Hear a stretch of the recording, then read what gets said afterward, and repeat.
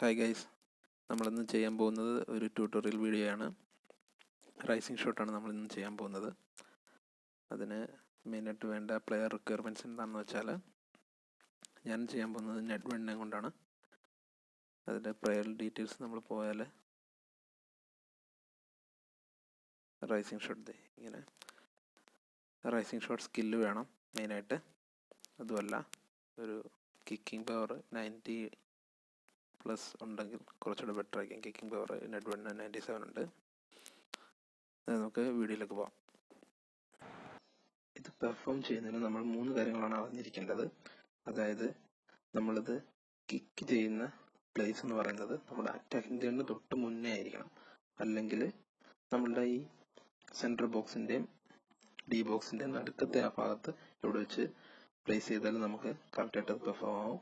രണ്ടാമെന്ന് പറയുമ്പോൾ നമ്മുടെ ടാർഗറ്റ് നമ്മൾ സ്ട്രെയിറ്റ് ലൈനിലായിരിക്കണം. ഡയഗണലി ആയാൽ അത് ചിലപ്പോൾ പെർഫോം ആകാൻ ചാൻസ് കുറവാണ്. സ്ട്രെയിറ്റ് നമ്മൾ ഷോട്ട് ചെയ്താൽ മാത്രമേ കറക്റ്റായിട്ട് വരത്തുള്ളൂ. മൂന്നാമെന്ന് പറയുമ്പോൾ നമ്മുടെ ആ ഒരു ഷോട്ടിന് നമ്മുടെ ആവറേജ് പവർ മാത്രം കൊടുത്ത് ഷോട്ട് ചെയ്താലേ അത് കറക്റ്റായിട്ട് വരത്തുള്ളൂ. ഒരുപാട് ഷോട്ട് പവർ കൂടിപ്പോയാൽ നമുക്ക് അത് ഒരുപാട് റേസായി കൂടെ പോകാൻ ചാൻസ് ഉണ്ട്. ഒരുപാട് കുറവാണെങ്കിൽ താഴ്ന്ന് ഡിപ്പിംഗ് പോലെ സൈഡിലോട്ടോ എല്ലാം പോകാൻ ചാൻസ് ഉണ്ട്. ഈ 3 ശ്രദ്ധിച്ചാൽ നമുക്കിത് കറക്റ്റായിട്ട് പെർഫോം ചെയ്യാൻ പറ്റും. ഇനി നമ്മളിത് പെർഫോം ചെയ്യുന്നത് എങ്ങനെയാണെന്ന് വെച്ചാൽ, നമ്മൾ ഡാഷ് ചെയ്ത് വരിക, ബോളും കൊണ്ട് ഡാഷ് ചെയ്ത് വരിക.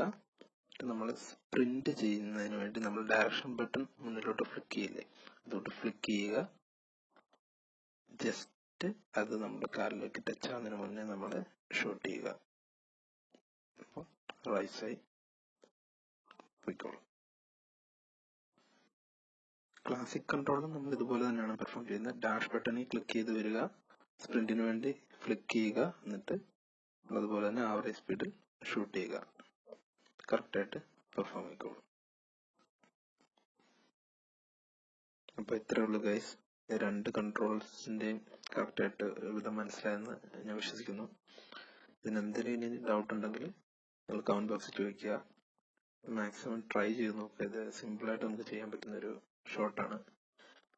ഇതിൽ ജസ്റ്റ് ആ സ്പീഡും ഏരിയയും പിന്നെ ലെവലും അടിക്കുന്നതിൻ്റെ ഡയറക്ഷനും മാത്രം ജസ്റ്റ് ഒന്ന് ശ്രദ്ധിച്ചാൽ നമുക്ക് കറക്റ്റായിട്ട് പെർഫോം ചെയ്യുന്നൊരു ഷോട്ടാണിത്. Thank you guys, keep supporting. Video ഇഷ്ടപ്പെട്ടാൽ ലൈക്ക് ചെയ്യുക, ഷെയർ ചെയ്യുക, സപ്പോർട്ട് ചെയ്യുക. Thank U.